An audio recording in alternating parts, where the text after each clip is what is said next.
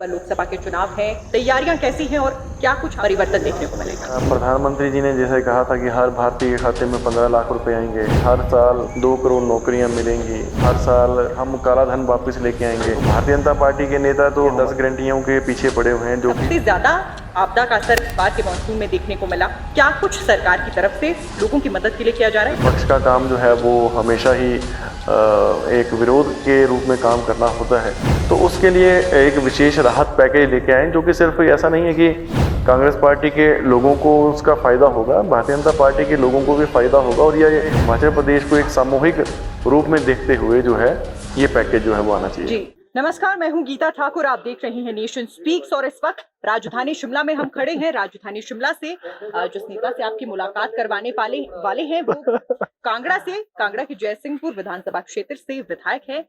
नाम है यादवेंद्र गोमा। बहुत बहुत स्वागत है सर आपका। सर, जिस तरीके से हिमाचल प्रदेश में, सबसे पहले तो आपदा से ही शुरुआत करेंगे क्योंकि सबसे ज्यादा आपदा का असर इस बार के मानसून में देखने को मिला। अभी भी हिमाचल इससे उभरने की कोशिश कर रहा है। क्या कुछ सरकार की तरफ से लोगों की मदद के लिए किया जा रहा है? सबसे पहले इस पर मैं चाहूंगी कि आप जानकारी दें।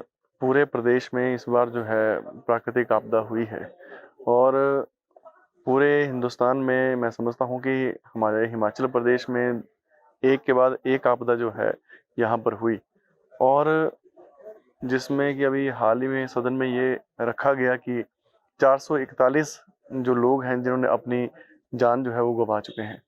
और इसके बीच में ही सारी उम्र की जमा पूंजी कई लोगों ने अपने व्यवसाय इकट्ठा करने में लगाई थी, कई ने अपना घर बनाया था, तो कई ज़्यादा नुकसान जान माल को हुआ है। और चाहे वो प्राइवेट हो चाहे सरकारी हो, यहाँ तक कि किसी का अपना बिजनेसमैन था, सभी जगह जो है इस बार नुकसान जो है वो देखने को मिला है।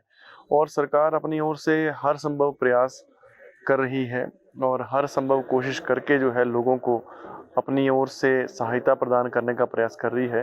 स्वयं मुख्यमंत्री पूरे प्रदेश का जहां ये नुकसान हुए थे वहां पर उन्होंने जाने का प्रयास किया, और जो यथासंभव मदद सरकार द्वारा दी जा सकती थी, हमारे कैबिनेट मंत्री जो भी हैं, हमारे विधायक जो हैं, उन्होंने अपने अपने इलाकों में और दूसरे इलाकों में जाके जो है आपदा का जो क्षतिग्रस्त इलाका था उसमें अपना सहयोग दिया। जी, जिस तरीके से आपके इलाके में भी काफी नुकसान देखने को मिला, किस तरीके से लोगों की मदद की जा रही है और क्या कुछ प्रयास किए जा रहे हैं कि एक बार फिर से जीवन को पटरी पर लाया जा सके? देखिए, मेरे विधानसभा जयसिंहपुर में भी 2 बार बरसात हुई, और दोनों बरसातों में जिस तरीके से पूरे हिमाचल प्रदेश में नुकसान हुआ, उसी तर्ज पे जो है नुकसान हमारे विधानसभा क्षेत्र में भी हुआ। और मैं मुख्यमंत्री जी का धन्यवाद भी करता हूँ कि जिन्होंने खुद वहाँ पर आकर जो है इस सारे नुकसान का जायजा भी लिया, और जो भी मदद सरकार द्वारा और मुख्यमंत्री जी द्वारा की जा सकती थी, जैसे कि पीडब्ल्यूडी के लिए उन्होंने 1 करोड़ की सहायता राशि दी, ताकि जो हमारे सड़कों के ऊपर अनगिनत ल्हासे गिरे थे, तो उसको जो है ठीक करने के लिए सरकार ने जो है अनुदान के रूप में जो है 1 करोड़ राशि दी है।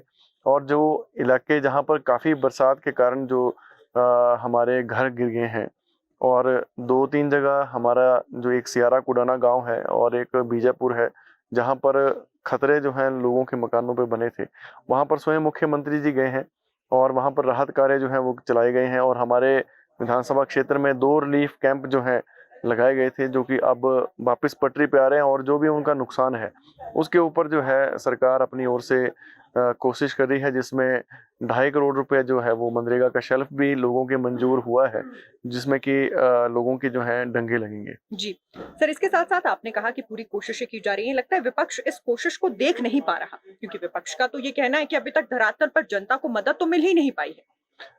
देखिए, ये कहना कि सरकार काम नहीं कर रही है, लेकिन -4-4, 6-6 डिग्री में हमारे कैबिनेट मंत्री वहां पर खड़े होकर लोगों को निकाल रहे हैं, रात के 12-12, 1-1 बजे तक खुद खड़े होकर पोक लेंस के साथ और डोजर्स के साथ खड़े होकर रोड निकाले। तो मैं नहीं समझता हूँ कि हमारे सरकार के किसी नुमाइंदे ने काम नहीं किया होगा, लेकिन भारतीय जनता पार्टी के लोगों के लिए जो है कोई ना कोई अब चर्चा चली है, और विपक्ष का काम जो है वो हमेशा ही एक विरोध के रूप में काम करना होता है। लेकिन इन लोगों को मैं समझता हूँ कि विरोध के बजाय जिस तरीके से हमारे देश के प्रधानमंत्री हैं, इनको उनके साथ मिलना चाहिए और हमारे पक्ष के नेता को भी साथ लेके जाएं।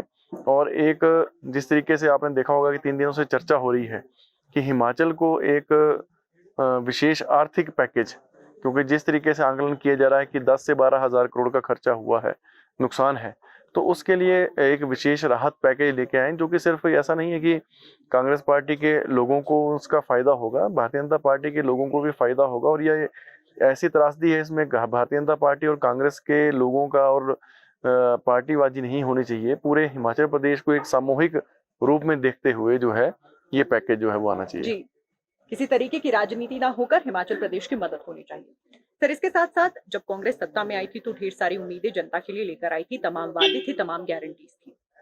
उस गारंटी पर यदि सरकार अब कोई स्पष्टीकरण जनता को देना चाहे कि आपदा के साथ भी हमने कार्य में इतनी बेहतरी की है, तो वो क्या होगा? देखिए, जो गारंटियां हैं वो कांग्रेस पार्टी का एक चुनावी मैनिफेस्टो के साथ साथ एक किस्म से सरकारी दस्तावेज भी है। और सरकार ने 6 महीने के भीतर जो हमारे कर्मचारियों की पहली गारंटी योजना थी, जिसमें लिखा गया था कि ओपीएस को हम लागू करेंगे, सरकार ने, ठाकुर सुखविंदर सिंह सुक्खू जी ने दूरदर्शिता के साथ जो है इसको लागू किया है। और दूसरी जो गारंटियां हैं उसके ऊपर भी विचार विमर्श हो रहा था, लेकिन जिस तरीके से ये आपदा लगातार आ गई है और ये आपदा के चलते जो है गारंटियां थोड़ी लंबित हो रही हैं, लेकिन इस बात पे कोई संदेह नहीं कि वो गारंटियां पूरी नहीं होंगी। हमारे प्रदेश के मुखिया जो हैं उन गारंटियों को भी समय अनुसार और चरणबद्ध तरीके से समय अवधि में जो है इसको वो पूरा करेंगे। और भारतीय जनता पार्टी के विधायक हों चाहे नेता के प्रतिपक्ष हों, वो कुछ भी कहें, वो काम जो है हमारे प्रदेश के मुखिया जो है वो करके रहेंगे। जी, इसके साथ साथ एक चर्चा जो काफी ज्यादा देखने को मिल रही है वो मंत्रिमंडल के विस्तार को लेकर है। समय समय पर एक जानकारी आती है कि जल्द ही ऐसा कुछ देखने को मिलेगा, चाहे मुख्यमंत्री की राजीव शुक्ला से मुलाकात हो, या फिर अगर मैं बात करूं जिस तरीके से प्रदेशाध्यक्ष प्रतिभा सिंह मिलती हैं शीर्ष नेतृत्व से, तो कई तरह के कयास लगने शुरू हो जाते हैं। एक चर्चा ये भी है कि इस रेस में आपका नाम भी काफी आगे देखा जाता है। किस तरीके से इसे देखते हैं? देखिए, ये तो हमेशा हमें जो खबर मिलती है वो आपके इलेक्ट्रॉनिक और प्रिंट मीडिया के माध्यम से ही पता लगती है, लेकिन ये किसको बनाना है किसको नहीं बनाना है ये माननीय मुख्यमंत्री जी का प्रेरोगेटिव है। और प्रेरोगेटिव के साथ साथ जब उन्हें उचित लगेगा, क्योंकि ऐसा नहीं है कि वो एक्सपेंशन नहीं करना चाह रहे या एक्सपेंशन नहीं हो पा रही है, लेकिन प्रदेश में आपदा के हालात को देखते हुए लोगों की जन भावनाओं के चलते जो है, जैसे कि मुख्यमंत्री जी ने पहले ही कहा कि अभी आपदा चली है तो हम नहीं चाहते कि लोगों में ऐसा कोई नाम जाए कि ये इनको मंत्री एक्सपेंशन, कैबिनेट एक्सपेंशन कर रहे हैं। और जहाँ तक मेरे नाम की सवाल है, अगर मुख्यमंत्री जी कोई जिम्मेवारी सौंपेंगे तो वो मैं समझता हूँ कि मैं अपने आप को भाग्यशाली समझूंगा कि अगर उनका इस बात के लिए मेरे लिए जो है वो समर्थन होता है। जी, तो अंतिम सवाल आपसे ये रहेगा सर, क्योंकि आने वाले दिनों में कुछ ही कदमों की दूरी पर लोकसभा के चुनाव हैं, उससे लेकर अगर तैयारियों की बात करें, क्योंकि कार्यकर्ता से नेता से विधायक से लेकर सब कुछ मिलाकर लोकसभा का चुनाव होता है, मुद्दे अलग रहते हैं, लेकिन कोशिश एक जमीनी स्तर के कार्यकर्ता से शुरू हो जाती है। तैयारियां कैसी हैं और क्या कुछ आपको लगता है कि इस बार परिवर्तन देखने को मिलेगा? देखिए, जिस तरीके से भारतीय जनता पार्टी पिछले 10 साल से केंद्र की सरकार बना के बैठे हैं, मैं समझता हूँ कि प्रधानमंत्री जी ने जैसे कहा था कि हर भारतीय के खाते में 15 लाख रुपए आएंगे, हर साल 2 करोड़ नौकरियां मिलेंगी, हर साल हम काला धन वापस लेके आएंगे। लेकिन आज अगर प्रदेश की बात करें तो भारतीय जनता पार्टी के नेता तो हमारी गारंटियां 10 गारंटियों के पीछे पड़े हुए हैं, जो कि सिर्फ अभी मात्र 8 महीने हुए। लेकिन भारतीय जनता पार्टी के लोग अपने आला नेताओं की जो नाकामियां हैं उनको तो जग जाहिर नहीं करते हैं। और ये निसंदेह ये सच्चाई है, पूरे प्रदेश में कांग्रेस पार्टी की लहर है और माननीय मुख्यमंत्री जी जनहित के मुद्दों के ऊपर फैसले ले रहे हैं। जो जनहित के मुद्दे हैं, चाहे सरकारी हों चाहे प्राइवेट हों, बिजनेसमैन के लिए हों, हर संभव प्रयास कर रहे हैं ताकि लोगों को ज़्यादा से ज़्यादा फायदा मिल सके। मैं समझता हूं कि आने वाले 2024 के चुनावों में निसंदेह कांग्रेस पार्टी जो है यहाँ से जीत हासिल करेगी, क्योंकि अभी आपदा के समय अगर आप देखें, मैं सिर्फ कांगड़ा चंबा की बात करूंगा और हमारे जो सांसद हैं उनके बारे में बात नहीं करूंगा, तो कांगड़ा चंबा के सांसद तो इस त्रासदी में कहीं दिखे नहीं। लोगों ने जब हमारे भारतीय जनता पार्टी के कुछ मित्र जो हैं, इनके जिलाध्यक्ष जो हैं, नेता लोग गए, तो लोगों ने वहाँ पर सीधा सवाल किया कि हमारे लोकसभा के सांसद कहाँ हैं। तो आप देख सकते हैं कि इन्होंने मोदी जी के नाम पे तो ये पिछले 5 साल 10 सालों से रह रहे हैं, लेकिन इस बार जो है सिनेरियो जो है वो चेंज हो चुका है।